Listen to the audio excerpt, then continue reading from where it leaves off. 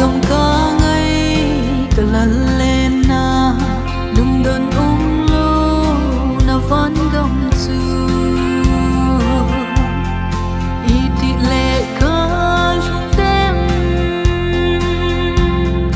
ka lungdonna mitlhi Itih le holding ham tia kagel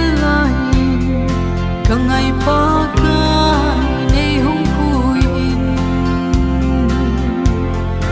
Hinna thinglim damnoiya chun nei kicholdo sah-in Pakai Lhepna nisa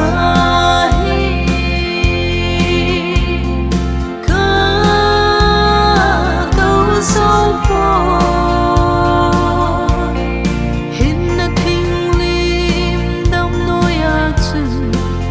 kicholdo sah-in Pakai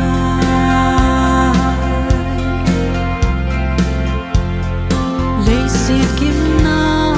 tho zo te chun Chu-a ponin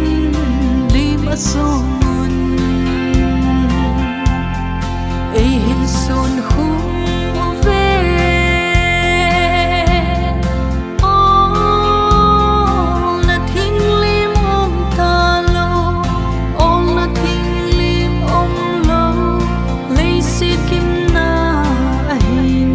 Lhepna nisa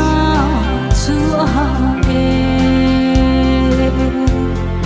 Hinna thinglim damnoiya chun nei kicholdo sah-in Pakai Lhepna nisa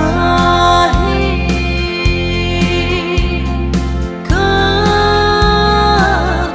sau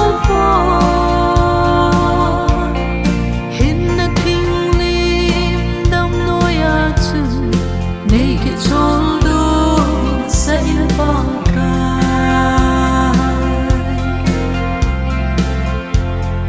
Hilay sikim nagam thipa Olmun am tia kahol'e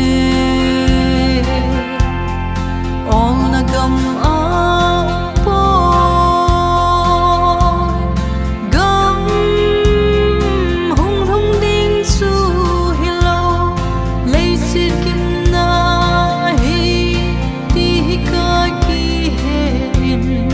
Hinna thinglim damnoiya Kangai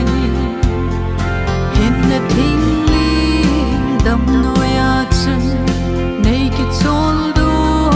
sah-in Pakai Lhepna nisa